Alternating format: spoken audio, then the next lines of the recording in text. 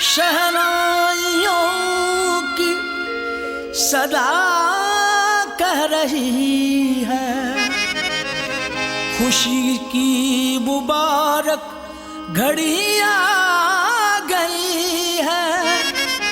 सजी सुर्ख जोड़े में चांद सी दुल्हन, ज़मीं पे फलक से परी आ गई है।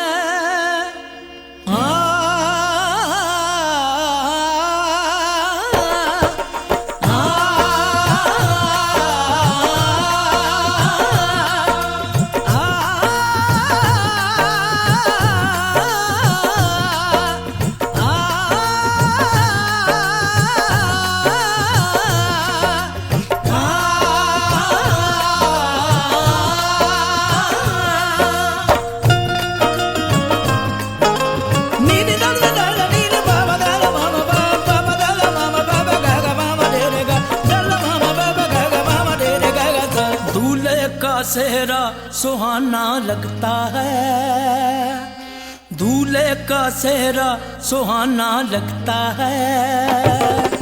दुल्हन का तो दिल दीवाना लगता है, दूल्हे का सेहरा सुहाना लगता है।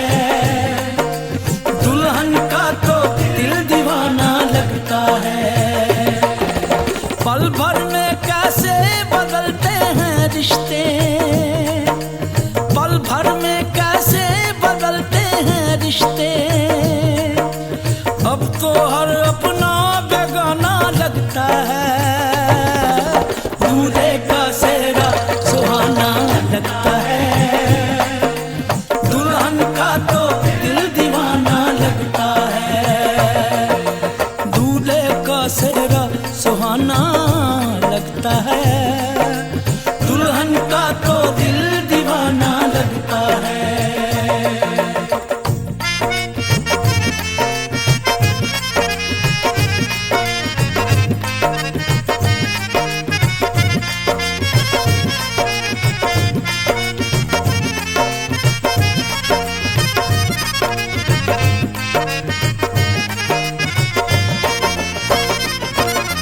सात फेरों से बंधा जन्मों का ये बंधन, प्यार से जोड़ा है रब ने प्रीत का दामन।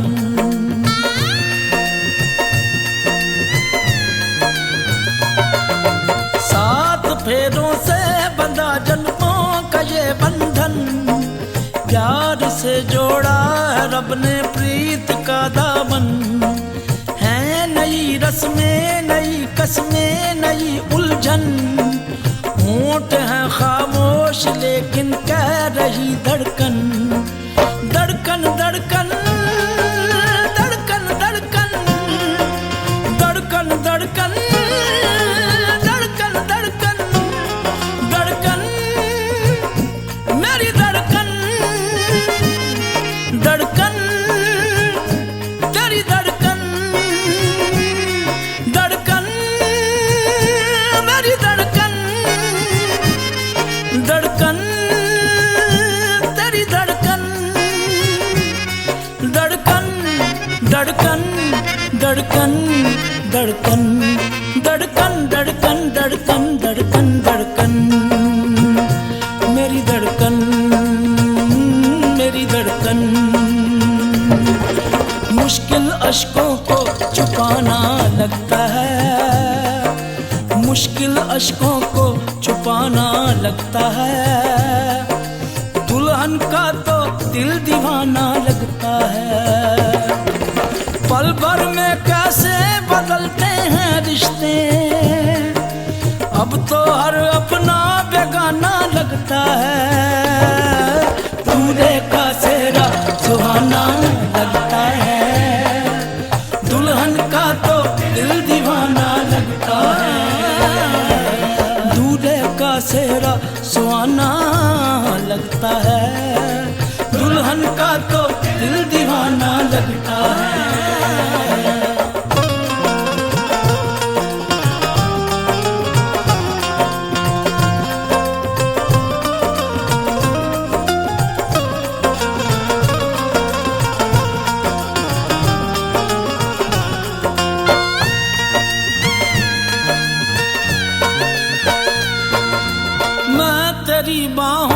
के झूले में परी बाबुल, जा रही हूँ छोड़ के तेरी गली बाबुल। मैं तेरी बाहों के झूले में परी बाबुल, मैं तेरी बाहों के झूले में परी बाबुल, मैं तेरी बाहों के झूले में परी बाबुल, जा रही हूँ छोड़ के तेरी गली बाबुल। खूबसूरत ये जमाने याद आएंगे, चाह के भी हम तुम्हें ना भूल पाएंगे। मुश्किल मुश्किल मुश्किल दामन को चुराना लगता है, दुल्हन का तो दिल दीवाना लगता है। मुश्किल दामन को छुड़ाना लगता है, दुल्हन का तो दिल दीवाना लगता है। पल भर में कैसे बदलते हैं रिश्ते, अब तो हर अपना बेगाना लगता है। दूल्हे का सेहरा सुहाना लगता है, दुल्हन का तो दिल दीवाना लगता है। दूल्हे का सेहरा सुहाना लगता है, दुल्हन का तो दिल दीवाना लगता है। दूल्हे का सेहरा सुहाना लगता है, दुल्हन का तो दिल दीवाना लगता है। दूल्हे का सेहरा सुहाना लगता है, दुल्हन का तो दिल दीवाना लगता है। दूल्हे का सेहरा सुहाना लगता है, दुल्हन का तो दिल दीवाना लगता है। दूल्हे का सेहरा सुहाना लगता है, दुल्हन का तो दिल दीवाना लगता है। धड़कन धड़कन धड़कन धड़कन धड़कन धड़कन दीवाना लगता है। धड़कन धड़कन धड़कन धड़कन धड़कन धड़कन दीवाना लगता है।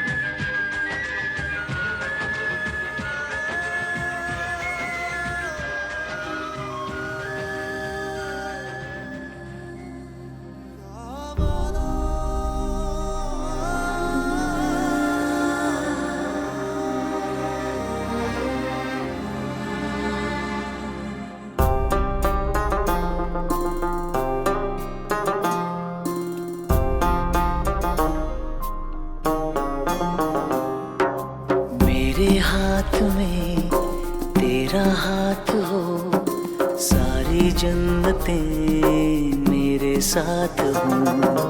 मेरे हाथ में तेरा हाथ हो, सारी जन्नतें मेरे साथ हो। तू जो पास हो फिर क्या ये जहां, तेरे प्यार में हो जाऊं फना। मेरे हाथ में तेरा हाथ हो, सारी जन्नतें मेरे साथ हो। तू जो पास हो फिर क्या ये जहां, तेरे प्यार में हो जाऊं फना। मेरे हाथ में तेरा हाथ हो, सारी जन्नतें मेरे साथ हो।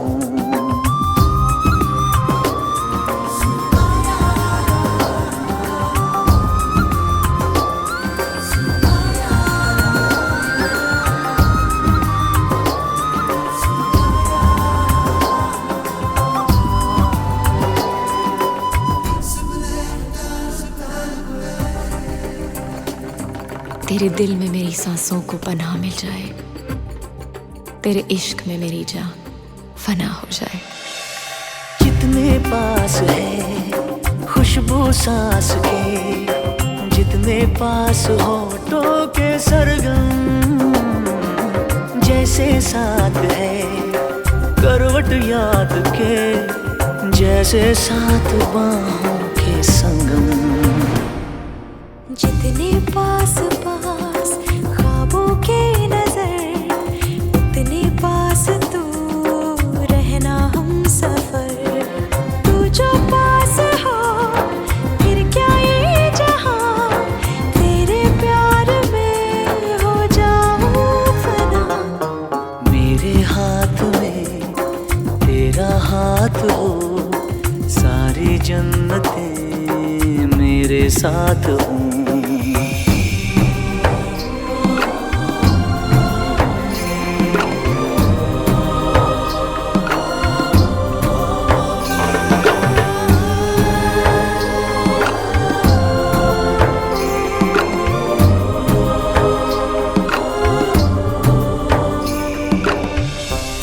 रोने दे आज हमको, तू आंखें सुजाने दे, बाहों में ले ले और खुद को भीग जाने दे।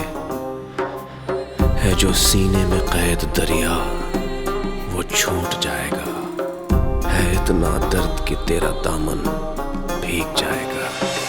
जितने पास पास धड़कन के है राज, जितने पास बूंदों के बादल, जैसे साथ साथ चंदा के है रात, जितने पास नैनों के काजल।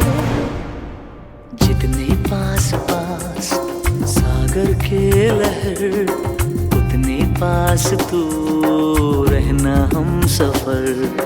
तू जो पास हो फिर क्या ये जहां, तेरे प्यार में हो जाऊं फना। मेरे हाथ में तेरा हाथ हो, सारी जन्नतें मेरे साथ हो। अधूरी सांस थी, धड़कन अधूरी थी, अधूरे हम, मगर अब चांद पूरा है फलक पे और अब पूरे हैं हम।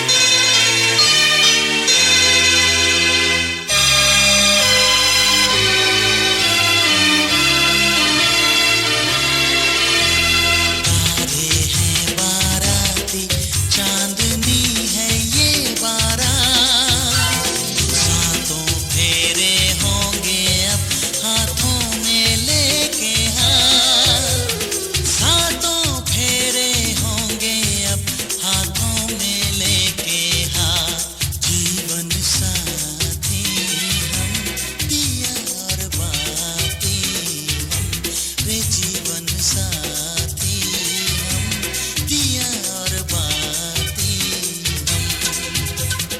तारे हैं बाराती, चांदनी है ये बारात, सातों फेरे होंगे अब हाथों में लेके हाथ, सातों फेरे होंगे अब हाथों में लेके हाथ। जीवन साथी हम, दिया और बाती हम, जीवन साथी हम, दिया और बाती हम। तारे हैं बाराती, चांदनी है ये बारात।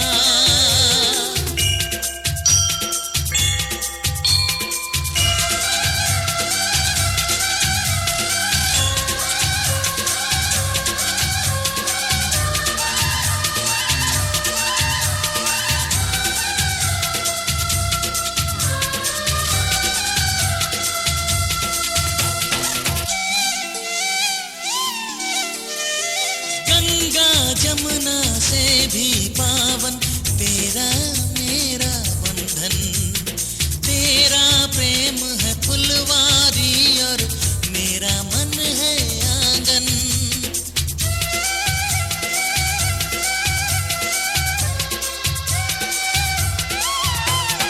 जन्मों जन्मों का ही सजनी तेरा मेरा साथ, सातों फेरे होंगे अब हाथों में लेके हाथ। जीवन साथी हम, दिया और बाती हम। जीवन साथी हम, दिया और बाती हम।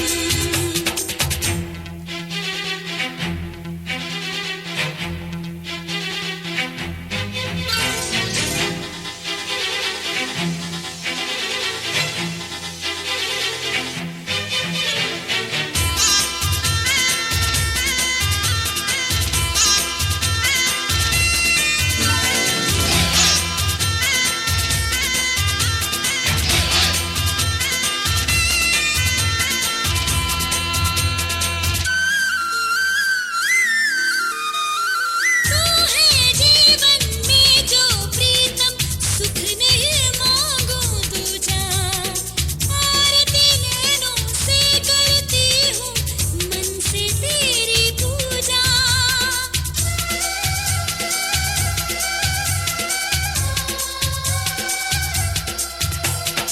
मैं तो धर्म ही समझूं तेरी कही हुई हर बात, सातों फेरे होंगे अब हाथों में लेके हाथ। जीवन साथी हम, दिया और बाती हम। जीवन साथी हम, दिया और बाती हम। तारे हैं बाराती, चांदनी है ये बारात। अखियाँ मिला के चन्ना आवे ना जुदा। इन सभी कर्मों में आप मुझे साथ में लेके करेंगे, अकेले नहीं करेंगे। तब कन्या कहती है कि मैं आपकी वामांगनी बनूंगी, अर्थात अभी मैं इस तरफ बैठूं आपके राइट में, तब मैं लेफ्ट में जाऊंगी, है ना। ये कन्या के पहले वचन है। दूसरे वचन में कन्या कहती है आपसे कि हव्य प्रदाने रमराण पेत्राम कव्य प्रदाने यदि पूजये धाम वामांग मायामि तदाद्वतीयां जगात कन्या वचनम च द्वितीयम्। हव्य प्रदाने राम पुत्रम, देव खाली कन्या कहती है कि खाली देवताओं के पूजन से सब कुछ नहीं मिलता है, हमें आपको देवताओं का भी पूजन करना चाहिए और हमारे पितरों का भी पूजन करना चाहिए। जो हमारे पूर्वज इस दुनिया में ना है, हमें उनका भी पूजन इत्यादि कर्म करना चाहिए, है ना। तो देवताओं की आहुति देके हव्यदान और पितरों को कव्यदान, अर्थात पिंड इत्यादि जो भोजन इत्यादि होता है वो देना होगा आपको, क्योंकि देवता जो है वो धन दे सकते हैं, उस धन का सुख और वंश की वृद्धि ये हमारे पितरों के पास होता है ना। तो इसीलिए कन्या कहती है कि आज के बाद से आपको देवताओं का भी पूजन करना होगा और अपने पूर्वजों का अर्थात अपने पितरों का भी पूजन करना होगा, और उन सभी कर्मों में आप मुझे साथ में लेंगे, मेरी अनुमति लेंगे। ठीक बाबू। तीसरे वाक्य में कन्या कहती है आपसे, भरण है यदि तुम कोरिया पशूनां परिपालनच्चम वामांगमायामि तदाद्वतीयां जगाद कन्या वचनम चतुर्थीयम।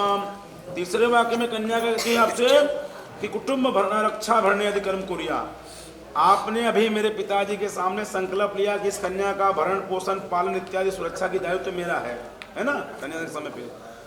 पर कन्या आपसे कहती है खाली मेरा ही भरण पोषण नहीं करना है आपको, मेरे अलावा अपने माता पिता भाई बंधु रिश्तेदार नातेदार जो भी है उनके प्रति भी आपका आदर स्नेह और उनकी भी दायित्व सुरक्षा आपके पास है। ऐसा नहीं कि 25 साल आपको माता पिता ने पाला और कल मैं मिल गई तो मुझे लेके साइड हो जाओ, माता पिता को भूल जाओ, ऐसा नहीं होना चाहिए। मेरे साथ साथ आप अपने माता पिता अपने भाई बंधुओं के प्रति भी आपका वही स्नेह वही भाव वही आदर जो पहले था अभी भी वही रहेगा। ठीक है।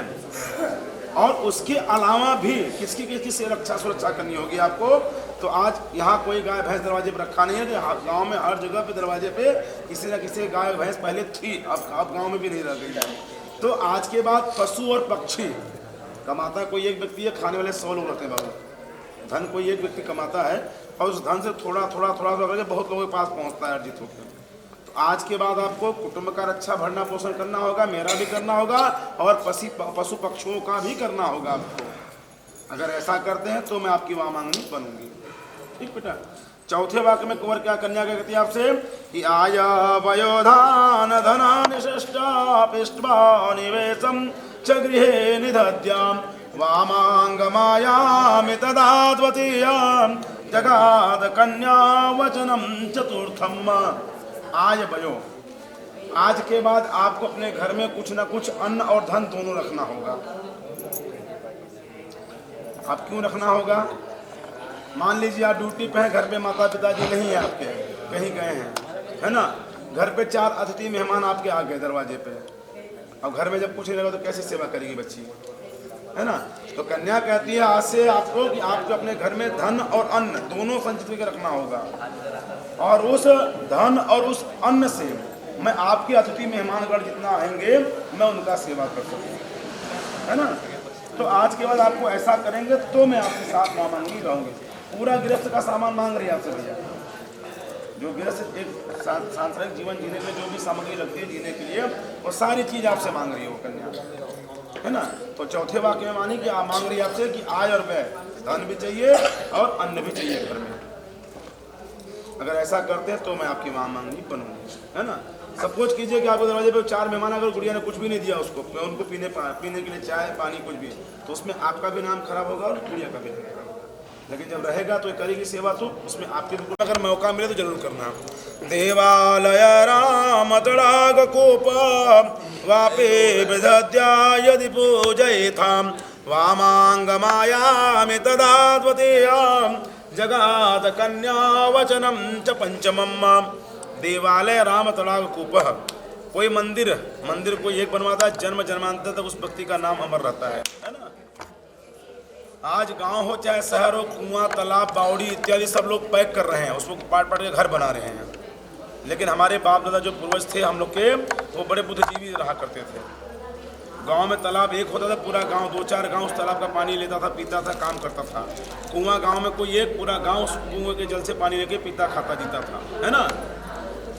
तालाब में पशु पक्षी इत्यादि आके जल पीते थे। आज सबके घर में हैंड पाइप रखा बटे, अगर गांव में केहू घर में आग लगी जाए तो हैंड पाइप से आग न बुझे, फायर ब्रिगेड का गाड़ी आए तभी बुझे। और पहले ज़माने में क्या था, एक कुआं में 10 बाल्टी खींचते थे लोग पानी, और तड़ से 5 काम हो जाता था उनका। तो आज के बाद कोई मंदिर बनवाते हो, कोई बाग लगाते हो, आम का पत्ता और आम की लकड़ी सबको चाहिए हवन करने के लिए, पूजा करने के लिए। लेकिन आम का पेड़ सब में से जितने बैठे होंगे उनमें से 10 लोग पैसे होंगे जो लगाए होंगे और बाकी लोग सीताराम। आम की लकड़ी और आम का पत्ता सभी शुभ कार्यों में अनिवार्य है लगाना, लेकिन कोई नहीं चाहता, चाहिए सबको। उसमें विशेष करके आम जरूर अवश्य लगवाइएगा, है ना। तो कन्या कहती है अगर ऐसा करते हैं तो उन सभी कर्मों में देव प्रतिष्ठा होती है, मतलब पूजा पाठ इत्यादि कर्म होता है, तो उन सभी कर्मों में मेरी आवश्यकता पड़ेगी आपको। तब अगर मुझे लेके साथ में करेंगे तो मैं आपकी वहाँ मांगनी बनूंगी। छठवें वाक्य में वर कन्या कहती है आपसे कि देशांतरे वा स्वपुरांतरे वा यदा विदध्या यदि कर विकृते त्वं वामांगमायामि तदा त्वदीयां जगाद कन्या वचनम च षष्ठम। पहले जमाने में लोग बाल विवाह होता था तो वर जो है कुछ कमाता जो छोटा उसकी आयु होती थी छोटी सी, है ना। अभी आप क्या कमाते हो कन्या को पता है, कन्या के माता पिता को भी पता है इस बात का, लेकिन हमारा शास्त्र कहता है कि अभी भी आपको कुछ नहीं पता है इनको परिवार को। तो आज के बाद आपको अपने देश में रह के कमाइए, देशांतरे वा स्वपुरांतरे वा, अपने देश में रह के कमाइए या प्रदेश में जाके कमाइए, कमाना जरूर है आपको आज के बाद से, क्योंकि बगैर धन के कोई भी कार्य होता नहीं है बाबू। घर की मान मर्यादा या कि पूजा पाठ इत्यादि कोई भी कर्म ऐसा है कि बगैर धन के होता ही नहीं जीवन में, है ना। तो धन बहुत आवश्यकता है उस चीज़ की। तो आज के बाद आपको धन कमाना है, देश में रह के कमाओ चाहे प्रदेश में रह के कमाओ, और उस कमाए हुए धन से जो भी कुछ खरीदते हो और जो भी कुछ बेचते हो उसकी जानकारी मुझे होनी चाहिए। अर्थात लोग पैसा दे के सीए के पास काम करते हैं, आप free of the cost CA नियुक्त कर रहे हो आप यहाँ पे, है ना। और उस कमाए हुए धन से कुछ मुझे चाहिए, कुछ, क्योंकि वो धन जो है संचित करके रख सके। ऐसा नहीं कि आपने दिया और सीधा खत्म हो जाए, खर्चा हो जाए, ऐसा नहीं होना चाहिए। आप कन्या कहती है कि आपको ऐसा करना होगा तो मैं आपकी वहाँ मांगनी बनूंगी। और सातवें वाक्य में कन्या आपसे बहुत कठिन वचन मांगती है, गुट बेटा, न सेवनीयाम यदि पार क्रिया त्वयाद भवद्भावनिका मनीति वामांगमायामि तदाद्वतीयां जगाद कन्या वचनम च सप्तम। न सेवनीयाम पार क्रिया, आज के बाद से आपको किसी भी पराई स्त्री को बुरी निगाह से नहीं देखना होगा। अगर आपसे छोटी है तो आपकी वो बेटी के समान है, समकक्ष है तो आपकी वो बहन है, और आपसे बड़ी है तो आपकी माँ के स्वरूप उस कन्या को देखना होगा, उस महिला को। आज के बाद अब तक आपने क्या किया क्या नहीं किया, कन्या कहती है मुझे उससे कुछ भी लेना देना नहीं है, लेकिन अभी से इस समय से आपको ये प्रतिज्ञाबद्ध होना होगा कि पत्नी का दर्जा सिर्फ आप मुझे देंगे, बाकी किसी भी पराई महिला से आपका कोई संबंध नहीं रहेगा, पत्नी वाले संबंध से। बाकी महिलाओं के लिए आपके लिए वो बहन है, बेटी है और माँ, यही तीन रिश्ता से आपको देखना होगा बाकी महिलाओं को। तो क्या ये सातों वाक्य स्वीकार है आपको चंद्रसेन बाबू? कल को ऐसा नहीं बोलना कि पिताजी हमको जबरदस्ती मंडप में लाके बिठा दिया, है ना। स्वीकार है ना बाबू? ठीक, बोलिए सिया और रामचंद्र भगवान के। अब बिटिया नेहा वाक्य को मान ले, सिर्फ 5 वचन को सुनना है आप, है ना। और सुनना ही नहीं है बेटा, उसको अपने जीवन में उतारना भी है। तो पहले वचन में कन्या का और क्या कहता है? पंडित जी बता हाँ बता दीजिए। कन्या बताती है वर से कि हमारी ये शर्तें हैं। अब विवाह में वर का और कन्या का दोनों का भी जो है ना मन का मिलना सबसे आवश्यक होता है विवाह में, इसीलिए हस्त मिलाप किया जाता है ना। यहाँ वैदिक मंत्रों के द्वारा आप दोनों के जो है ना गोत्रों का उच्चारण किए, बीच में आपके 3 कुल के पूर्वजों का उच्चारण किए, और इनका जो गोत्र है, आपका गोत्र है, आपके परदादा का, दादा का, पिताजी का, सबका नाम लेके भाई अभी इस गोत्र से जो है, गोत्र तो दोनों जन का एक ही है ना, समाज भी एक ही है, लेकिन आपके दादा परदादा दोनों जन के अलग अलग हैं। तो इस कुल से आप जो है इस कुल में आते हैं। अब यहाँ मैं जो है आपको पति रूप में स्वीकार करूँगी, आपके वाम भाग में आऊँगी अगर इन 7 शर्तों को आप मेरी मानेंगे। बड़े सुंदर वचनों में पंडित जी ने बताया, आपने उन शर्तों को स्वीकार किया, लेकिन अब आप कहते हैं कि आपकी शर्त, अब आजकल का समय थोड़ा सा हिसाब किताब बता रही है, पर प्रयास करना चाहिए वचनों का पालन। बहुत सुंदर इनका महत्व है। वह कहते हैं मेरी काजी के करो, आभूषण पहनो, है ना, नाना प्रकार के साथ श्रृंगार जो है सब करो, क्योंकि स्त्री का श्रृंगार कभी भी किसी, है ना, तो इन सब चीज़ों को तुम्हें त्यागना होगा। यानी स्त्री को यहाँ तक बताया कि जो मांगलिक चीज़ें हैं जैसे मंगलसूत्र हो गया, सिंदूर भरना हो गया, ये तो रोज करना ही चाहिए। बाकी ज़्यादा सजना संवरना अगर पुरुष की उपस्थिति पति की नहीं है तो स्त्री को नहीं करना चाहिए। अपने मंगल जो परिणय है, मंगल सूत्र इत्यादि हो गया, सिंदूर दान, ठेलिया बिछिया, ये सब धारण करें, लेकिन जैसे आजकल सब जो है ना साज सजावट करते हैं तो ये केवल पति के लिए होता है, इनकी उपस्थिति में करें। ऐसा करने का तुम मुझे वचन दो और ऐसा अगर तुम वचन देती हो तुम्हें पत्नी रूप में जो है स्वीकार करता हूँ। ये सब जो है ना शास्त्रों के वचन है। अब इनमें फिर समय के हिसाब से कंसेशन दिया जाता है सब, है ना, क्योंकि इतना सब करना समय के हिसाब से संभव नहीं है। दूसरा वचन सुनिए, बड़ा सुंदर वचन है। बोले विष्णु वैश्वानरः साक्षी ब्राह्मण जाति बंधवा पंचमं ध्रुवमालोक्य ससाक्षित्वं ममाज्ञया। वर कहते हमारे तुम्हारे इस विवाह संस्कार के बंधन के 5 लोग साथ। थोड़ा सा शांति कैमरा फोटो वीडियो तो सब आज होने लगा है ना। पहले विवाह संस्कार के साक्षी कौन होते?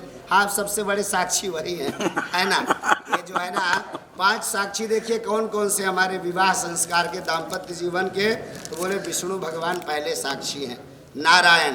फिर जो है विष्णु वैश्वानर साक्षी ब्राह्मणा जाति बंधवा, दूसरे साक्षी होते हैं ब्राह्मण, है ना, जो आपका विवाह संस्कार कराते हैं। ये क्या है? हमारा संस्कार है। अब आजकल जो है ना लोग इसमें जो है ना सब नॉर्मली हिसाब किताब में नहीं रखते, लेकिन इन संस्कारों का इतना ज़्यादा महत्व है हमारे जीवन में। जब हमारे संस्कार पूरे होते हैं, इन संस्कारों से हमारे जीवन में गुण आते हैं। अब आजकल लोगों के संस्कार ही नहीं हो रहे। हमारे आपके सबके 16 संस्कार होते थे पहले, जन्म से लेकर के। अब आजकल गिने चुने 2-3 संस्कार रह गए हैं। और जब व्यक्ति में संस्कार नहीं होंगे तो गुण नहीं आएंगे। तो ये क्या है? हमारा एक संस्कार है, विवाह संस्कार। इस संस्कार के जो है विष्णु भगवान साक्षी हैं। जो ब्राह्मण जो है पंडित जी लोग विवाह करवाते वो साक्षी हैं। तीसरे हमारे बंधु बांधव, जो आपके जाति के रिलेशन वाले हो गए, परिवार हो गए, इष्ट मित्र हो गए ये। और जो है चौथे अग्नि नारायण भगवान, जिनका आपने फेरा लिया। और 5वें जो है ध्रुव तारा।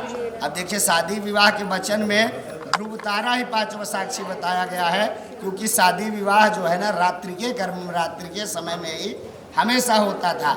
नहीं तो इसमें सूर्य को बताता साक्षी, लेकिन ध्रुव तारे को बताया। अब आज भले दिन में जो है लॉकडाउन में सब शादियाँ अपने उत्तर भारत की भी दिन में हुई, तो वहाँ तो ध्रुव तारा है ही नहीं, लेकिन विवाह संस्कार रात्रि में होता है।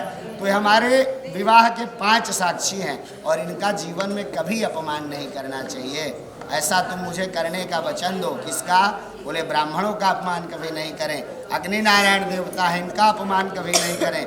अपने जाति बंधु बांधव जो अपने रिश्तेदार हैं उनका भी अपमान कभी नहीं करना चाहिए, है ना। और भगवान विष्णु का, इनका निरंतर तुम्हें आदर करना चाहिए, सत्कार सम्मान जो है करना चाहिए। ऐसा करने का तुम मुझे वचन दो, मैं पत्नी रूप में स्वीकार करूंगा। तीसरे वचन में कहते हैं कि तब चित्तम मम चित्ते वाचा वाच्यम न लोपयेत हृदय में सर्वदा देहि हृदयस्थवरानने। बड़ा सुंदर वचन है।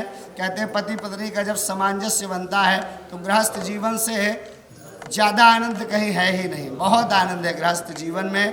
नाना प्रकार की सुख सुविधाएं जो है आदमी भोग तो करता ही है, लेकिन जब मन एक दूसरे का, है ना, अब शादी विवाह हो जाता तो रहते तो सभी हैं, है ना। कोई ज़्यादा आनंद में रह रहा, कोई जो है तकलीफ में रह रहा, बहुत बार नहीं भी जमता है लोगों का, ये भी स्थितियाँ पैदा होती हैं। तो देखिए यही वचन है शादी विवाह में। इसीलिए वैदिक मंत्रों से जो है ब्राह्मण इतना सब पढ़ते हैं, करवाते हैं कि भाई एक दूसरे का जो है मन मिलने के लिए।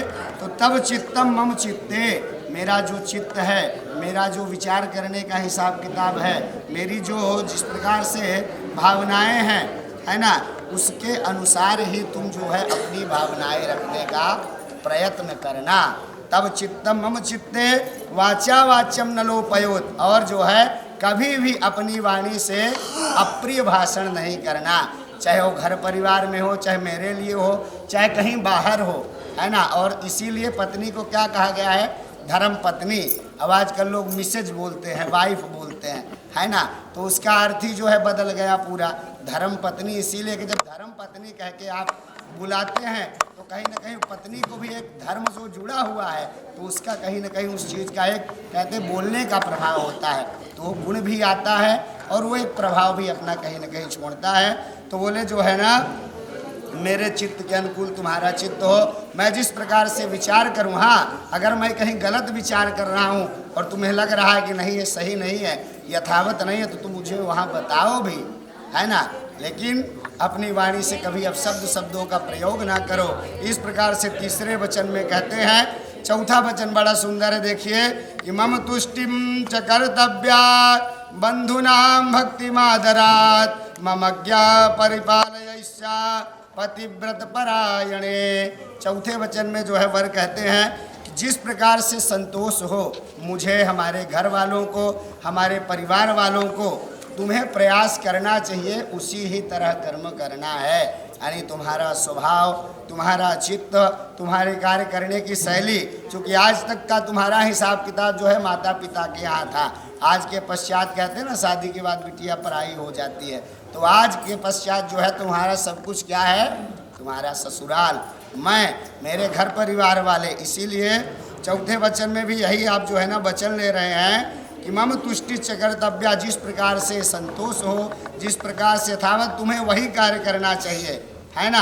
हमारे भाई बंधुओं को के प्रति आदर भाव रखो, इसमें लिखा हुआ है, परिवार वालों के प्रति। ऐसा नहीं कि तुम्हारे मौसी मौसियाँ हैं तो चकाचक पूरी हलवा बने और हमारे मौसी मौसिया पहुंच गए तो जो है रोटी सब्जी को लग जाए, है ना। यानी जिस प्रकार तुम, कहने का तात्पर्य वही है, जिस प्रकार तुम तुम्हारे घर वालों का सम्मान करती रही, तुम्हारे कोई रिश्तेदार, तो आज के पश्चात मेरे जो रिश्तेदार हैं, मेरे जो परिवार हैं, मेरे भाई बंधु हैं, वे तुम्हारे पूजनीय हैं, उनका सदा सम्मान करो। ऐसे चौथे वचन में जो है ना कहते हैं वर। और पांचवा एक अंतिम वचन है, बड़ा सुंदर वचन, बोले बिना पत्नी कथम धर्मम आश्रमाणाम प्रवर्तते तमत्वम स्विश्यास्या भववामांग गामिनी। ये गृहस्थ आश्रम का संचालन करना जो है बिना पत्नी के संभव नहीं है। अभी तक आप गृहस्थी में नहीं थे, है ना, घर में रह रहे थे। घर में रहना और गृहस्थी में रहना दोनों अलग अलग चीज़ें हैं। गृहस्थी कब बनती है, जब विवाह संस्कार परिपूर्ण हो जाता है। तो बिना पत्नी के गृहस्थ जीवन में जो है सुख शांति प्राप्त करना बिना पत्नी के हिसाब किताब के संभव नहीं है। बिना पत्नी के गृहस्थ आश्रम का निर्वाह करना संभव नहीं है। इसीलिए तुम मेरे व्रती जो है ना, पतिव्रत परायणा हो करके और जो है मेरे घर में जो है आओ, और जिस प्रकार से मेरा भाव है, मेरा जो है हिसाब किताब है, उसे करने का प्रयास करो।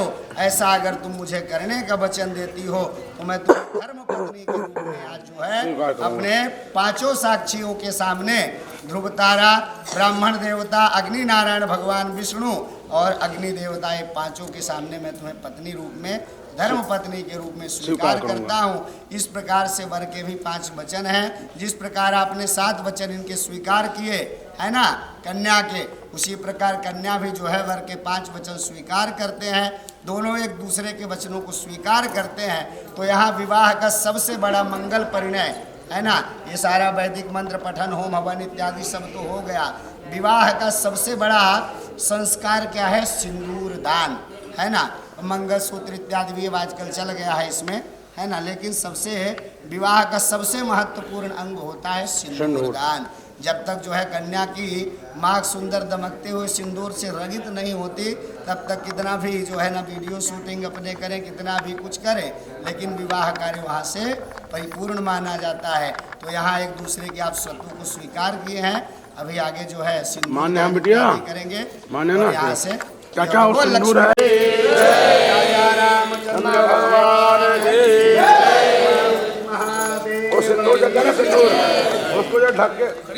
गणपति की जगत जननी जगदम्बा माता की। ओढ़नी ओढ़ ले पिया तेरे नाम की।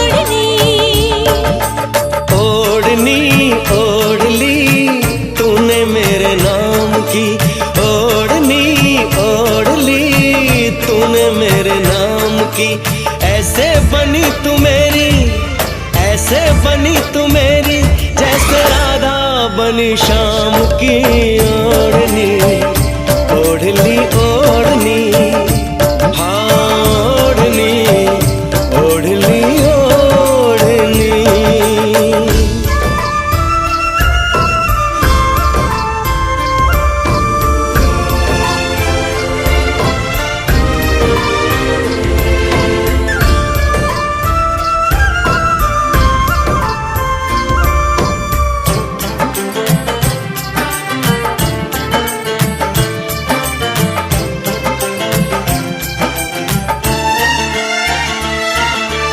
एक बात पूछता है तुमसे ये दिल हमारा, क्या साथ दे सकोगे तुम उम्र भर हमारा? आओ करीब आओ तुमको गले लगा